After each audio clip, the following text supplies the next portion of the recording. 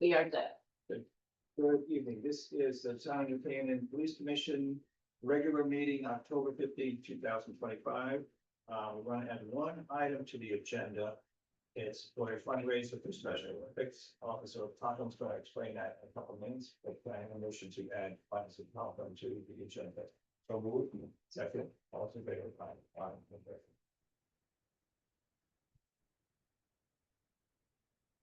First item, actually, since we have Officer Totten, why don't we go to Officer Totten first? Kelly, can you explain what the Special Olympics fundraiser is, please? Yes. Hi, everyone. Thanks for letting me join in on the meeting last minute. We are looking to each year do some kind of general fundraiser to raise money for Special Olympics in addition to the torch run that we participate in each year. So this year we are going to try one of the signature events that they usually host throughout the state, which is called a coin drop. Essentially, it's kind of like when the firefighters hold a boot at intersections or at a post or downtown somewhere and they collect donations, whether it be spare change or cash, or now with electronic payments, you can just scan a QR code. And the idea is just to catch people who might not come out to an event, but are just happen to be traveling through. And so we would have an officer posted at an intersection or two collecting money, and could also have a table set up on Elm Street to get people who are on foot passing through also. So you can capture more people. And we're also going to be simultaneously getting some of the community involved with it, as far as looking to do outreach on social media for students in town. And also we've been in communication with specifically New Canaan Junior Cheerleading. They want to participate and hold their own coin drop and coin fundraiser at the same time. So we're going to run a little contest to try to get people to collect money, and whoever, for a kid of school age, whoever can raise the most, they're going to win, get to be a police officer for a day, get a ride to school kind of prize in the end. And what day is that going to be? We're looking to do Monday, October 27th. I spoke with Tucker at Town Hall. I'm just finalizing some details with her. But we were looking to have an officer on Elm Street somewhere, which is why I talked to her. And then hopefully have one officer standing kind of near Starbucks, where the one-way portion of Elm Street splits, because there actually is already a split in the roadway. We can put barricades just to keep it safer. So when cars are stopped there, we could approach people. And we don't need a vote, but just, you guys are good with all of this. Yeah, it's not very, No, no fires for informational purposes. no, it's terrific. Thank you for doing this. It's wonderful. Thank you. All right, you're good. Thank you. Have a good night. Thank you, Kelly. Thanks, Kelly. Item number 1, minutes from the previous meeting. I only saw one little thing, and it's just on that second sentence under 1 and 2, there's an A and an S that's separated. Right, I saw that. It means it should be as. And also, present, I'm here. Did I miss you? Yes. Oh, gosh, I'll answer it. Oh, Yeah. Sorry, Eva. It's okay. Motion to approve those corrections. So move. Second. All in favor, aye. Number 2A, approval of the invoices. Any questions on invoices? None here. None here. Okay, motion to approve, so move. Okay, all in favor? All right. Probationary period for our 2 officers. Also in Melissa, Melissa, yep. what we're doing extremely well, meeting all the standards and performing as expected, so there's no reason to go them from being with probationary period. Motion to approve the end of the probationary period. So moved. And second, favor. Aye. College course approval for Sergeant Lopez. Of course, towards a master's degree in cyber threat intelligence and potential crime, University of New Haven. That's terrific. additional educational courses. Motion to approve. So move. Move second. All those in favor? Aye. That was good. Letter of appreciation and commendation. Lee? Received a letter from Deputy Chief Walt for 11/23 in a minute. Noting Officer Bondo's memorable work as the first traffic enforcement officer we've had in quite some time. I'll let Deputy Chief Walt explain part of it. Sure, I think Officer Bonner's work for the first 6 months of 2025 spoke for itself, as you can see on our stats, on the vehicle stops, so and then one of the most important things about it is responding to the public's complaints and concerns. So when we get a lot of calls, as you can see, traffic complaints coming, and the voicemails and emails coming from the public about speeding on the roads or stop sign violations, times a day. So the officer that takes it has to be very flexible, comes in early, switches his hours, comes in late, and has to sit down and speak with the complainants. And sometimes it's a matter of perception, that the officer is able to show them that.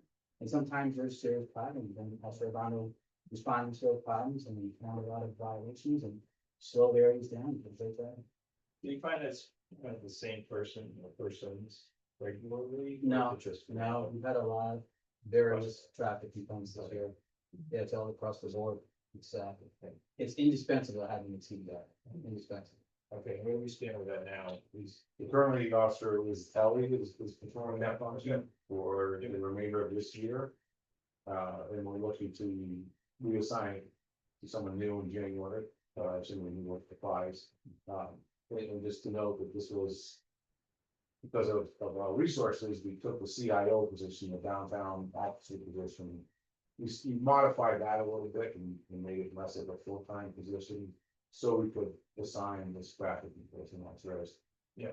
We're all well aware that the amount of traffic complaints that we get is pretty high and consistent and frequent.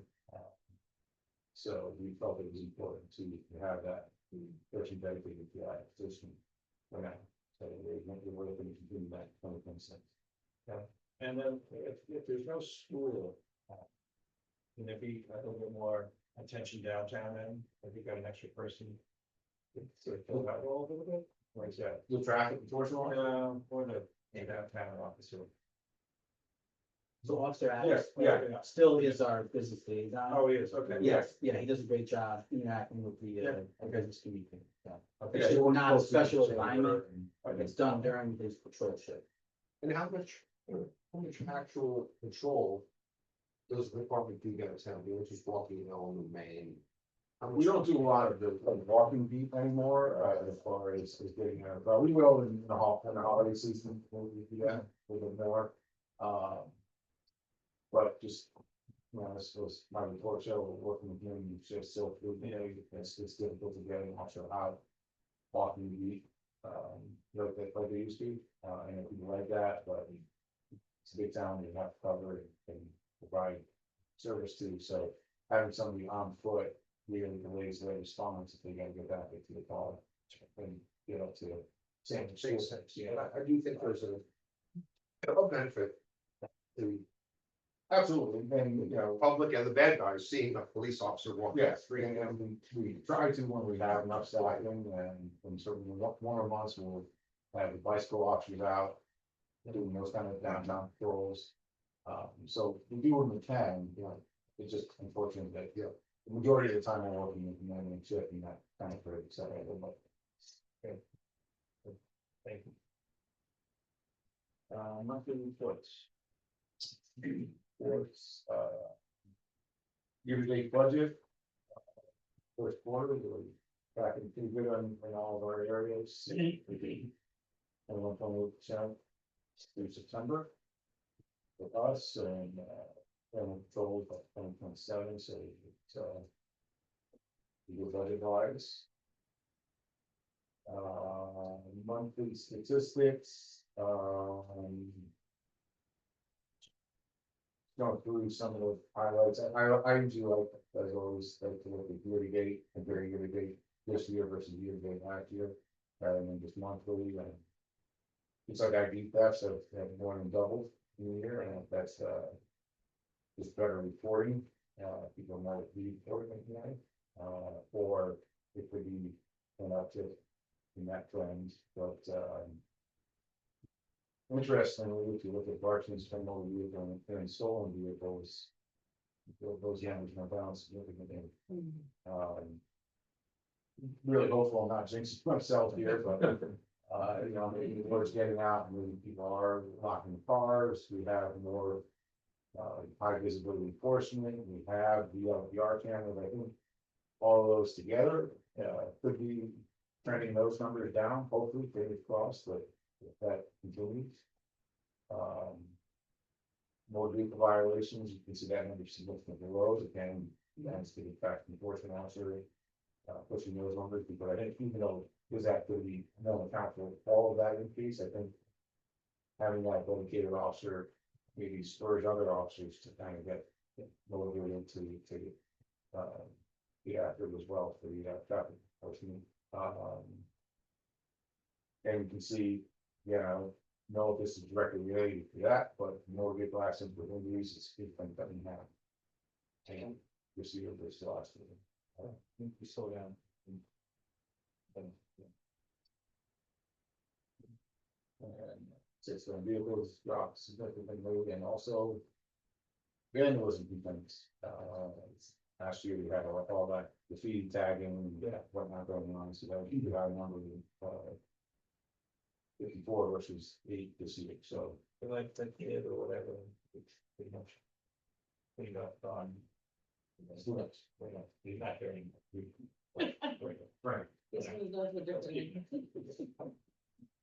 Just note that, the numbers indicate that the department is very responsive to the issues that are present, so. Again, to be fact that cybercrime seems to be prevalent everywhere. Yeah. And we have Officer Lopez taking a course that specifically focused on it. You can see the numbers went from, basically double. So the department's got someone taking courses and focusing on it. And as was mentioned earlier, the traffic enforcement, there were a lot of drivers who speed, and that went from 2390 to 3000. There's some other attendant numbers that show the department's responding to the needs of the community. As we should do. Yeah. We are responsive to what the community concerns are and what the needs are. Yeah. So yeah. And certainly getting theft and cybercrime. And it shows in the numbers.